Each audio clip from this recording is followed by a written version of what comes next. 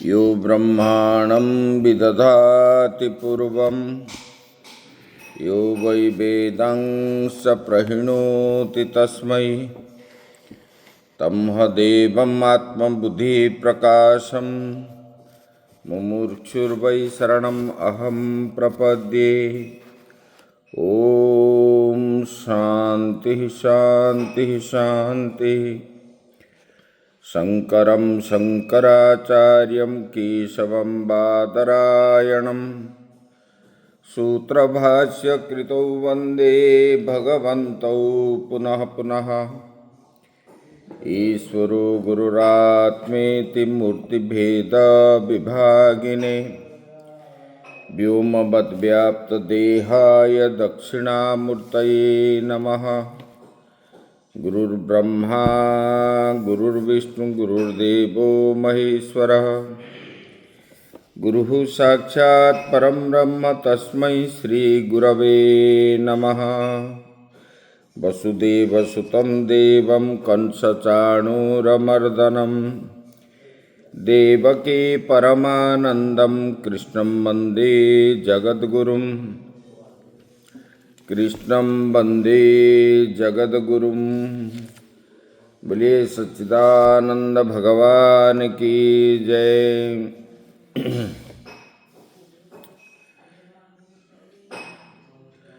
कण कण में व्याप्त परम ब्रह्म परमात्मा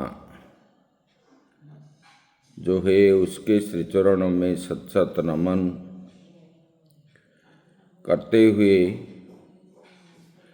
आश्रमस्थ समस्त महात्माओं के श्री चरणों में नमन। भगवत प्रेमी श्रद्धेय आत्मस्वरूप भक्तवृंद, भक्तिमयी माताएं, हम लोग विचार किए थे ज्ञानम तेहम सविज्ञानम इदम वक्ष्याम्यशेषतः। भगवान ने बता रहे, मैं तुझे जो ज्ञान दूंगा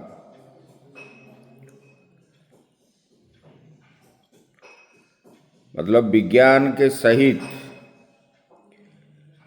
अर्थात अनुभव के सहित जो ज्ञान बताऊंगा, जिसको जानने से और बाकी कुछ शेष नहीं रहता, इस प्रकार ज्ञान को मैं आपको बताऊंगा। और ये जो है, ये ज्ञान प्राप्त होना बड़ा दुर्लभ है,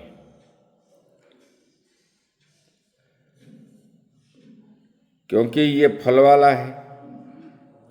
इसको जानने पर फल मिलता है, इसलिए ये ज्ञान दुर्लभ है।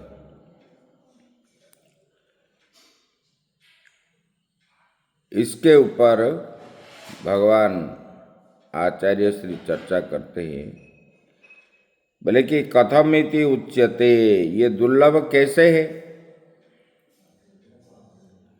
तब आगे बता रहे हैं,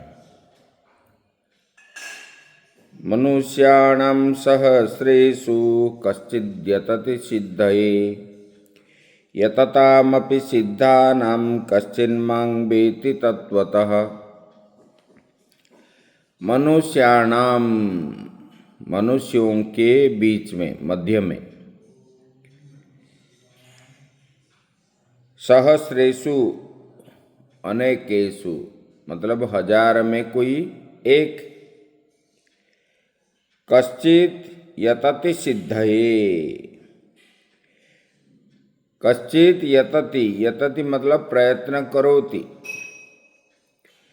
प्रयत्नशील। ये हजार मनुष्य में कोई लाखों में एक ही प्रयत्न करता है, वो सिद्धि को प्राप्ति करने के लिए, सिद्धये सिद्ध्यर्थम, इस सिद्धि को प्राप्त करने के लिए कोई हजार लाखों में एक प्रयत्न करता है। तेषाम यततामपि सिद्धानां सिद्ध एव हि ते ये मोक्षाय यतन्ते तेषां। सिद्ध जो बताए गए, सिद्ध किसको बोलते हैं? जो मोक्ष प्राप्ति करने के लिए प्रयत्न करता है, ऐसे वाले सिद्ध पुरुष।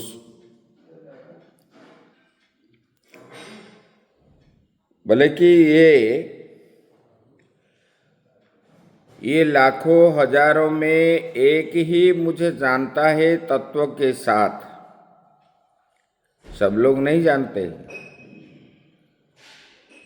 तो कोई लाखों में, सहस्रों में, हजारों में एक ही ये जान पाता है यथार्थ ज्ञान को तत्व से।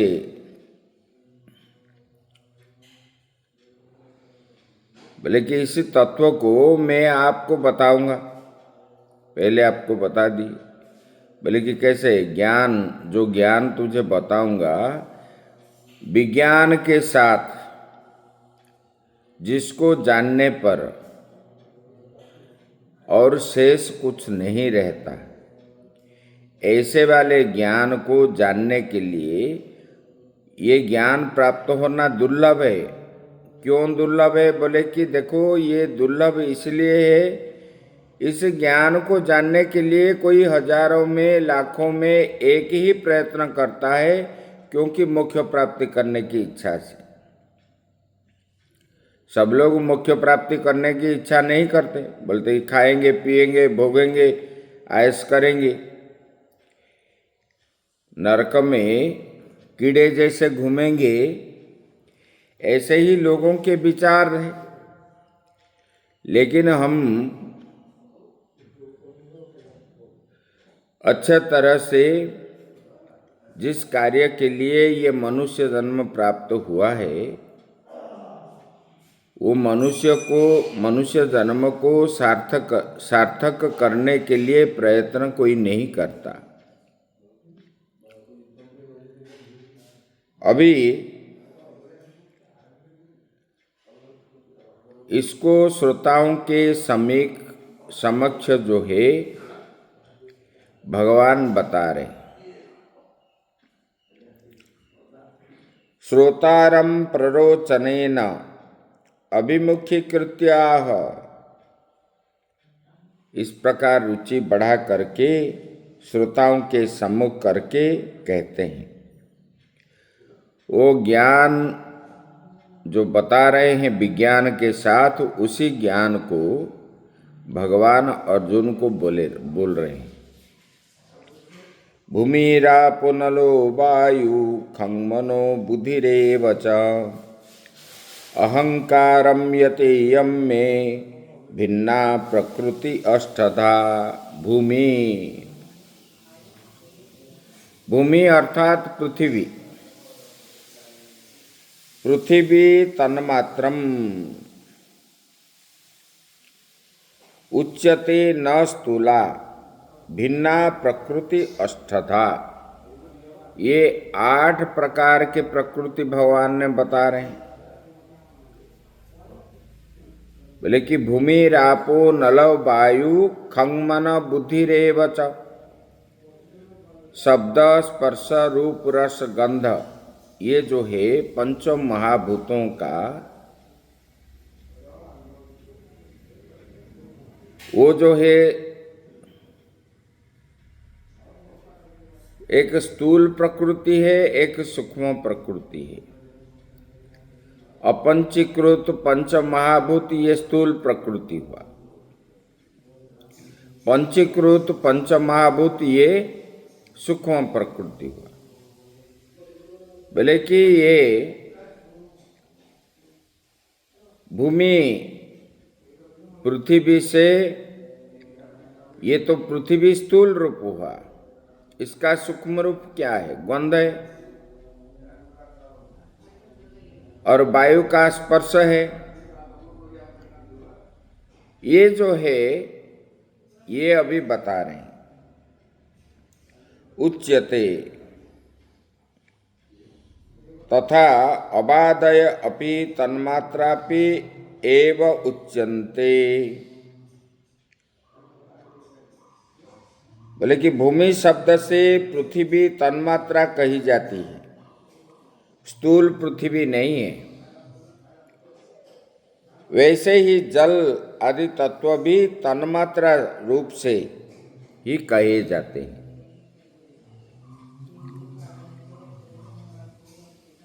ये शरीर का भगवान ने ये ज्ञान विज्ञान के साथ जो बता रहे हैं, किस किस पदार्थ से ये बनी हुई है उसी को बता रहे हैं। स्वभाव कैसे बनता है यहाँ पर जो बता रहे हैं, हजारों में एक, लाखों में एक जो करता है, सिद्ध बनता है, उसके ऊपर बता रहे हैं। आपो अनलो वायु खं मन इति मनसः कारणम अहंकारो गृह्यते। बोले कि जैसे पृथ्वी, जल, अग्नि, वायु, आकाश एवं मन, बोले कि ये मन से उसके कारणभूत अहंकार का ग्रहण किया गया है। पृथ्वी, जल, अग्नि, वायु, आकाश और मन, उसका कारणभूत क्या है? बोले कि अहंकार। तथा बुद्धि, बुद्धि इति अहंकार कारणम महत्त्वम। बोले कि अहंकार का कारण क्या है? बोले कि बुद्धि महत्त्व है। और अहंकार अर्थात अविद्यायुक्त अव्यक्त जो मूल प्रकृति है। यथा विषयम युक्तम अर्णम विषम उच्यते एवं अहंकार वासनाबाद अव्यक्तम मूल कारणम अहंकार इति। आचार्य श्री ने बता रहे हैं, बोले कि जैसे विषयुक्त अन्न को विष कहा जाता है, वैसे अहंकार और वासना से युक्त अव्यक्त मूल प्रकृति भी अहंकार नाम से कही गई है। क्योंकि अहंकार सबका प्रवर्तक है। जैसे अन्न में विष मिला हुआ, अन्न को विष कहा जाता है क्योंकि उसको खाने से मर जाता है, उसको अन्न नहीं कहा जाता। इसी प्रकार ये मूल प्रकृति, ये अहंकार युक्त होने के कारण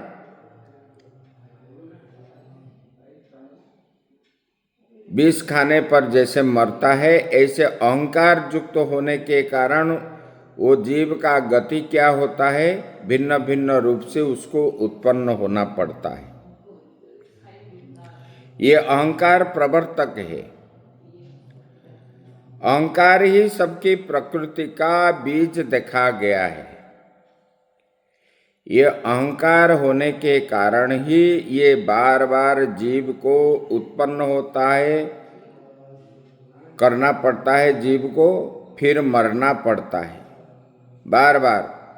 कभी मनुष्य बनता है, कभी पशु बनता है, कभी पक्षी बनता है, कभी वृक्ष बनता है। ऐसे ये अहंकार अविद्या युक्त होने के कारण उसको बार बार आवागमन होना पड़ता है। अहंकार एव ही सर्वस्य प्रकृति बीजम दृष्टम लोके। ये बीज है, उत्पन्न होने का बीज है। प्रकृति का बीज क्या है? बोले कि ये अहंकार को ही दिखाया गया है, प्रकृति का बीज। इति यम यथोक्ता प्रकृति ही में मम ईश्वरी माया शक्ति ही। इस प्रकार उपयुक्त प्रकृति तथा मुझ ईश्वरी की माया शक्ति ये 8 प्रकार के भिन्न है। भिन्ना प्रकृति अष्टधा, ये इसी प्रकार 8 प्रकार की प्रकृति बताएंगे।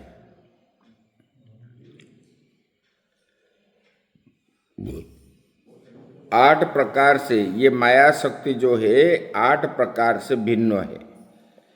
ईश्वरी की, भगवान की माया शक्ति जो है ये 8 प्रकार का है और एक दूसरे से भिन्न है।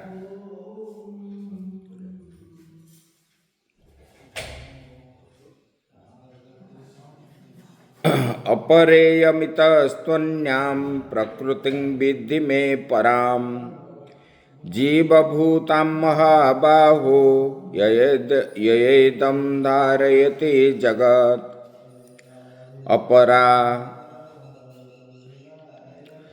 अपरेयम इतः स्त्वन्याम तु अन्याम।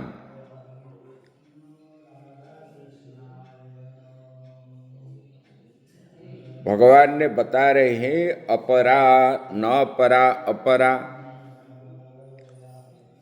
न परा निकृष्टा अशुद्धा अनर्थकारी संसार बंधनात्मकम इयम।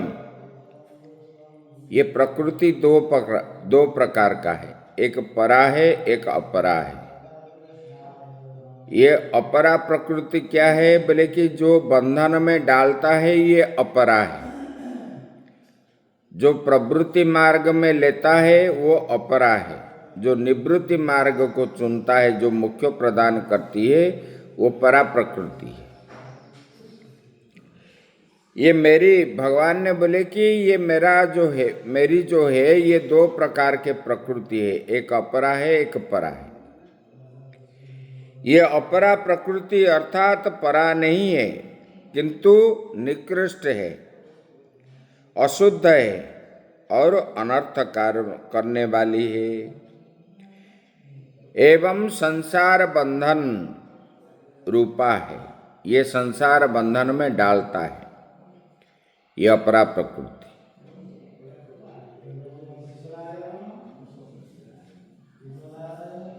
इतः, इतः शब्द का अर्थ बता रहे।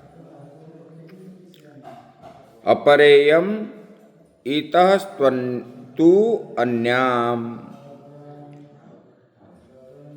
इतः मतलब यस्या यथोक्तया,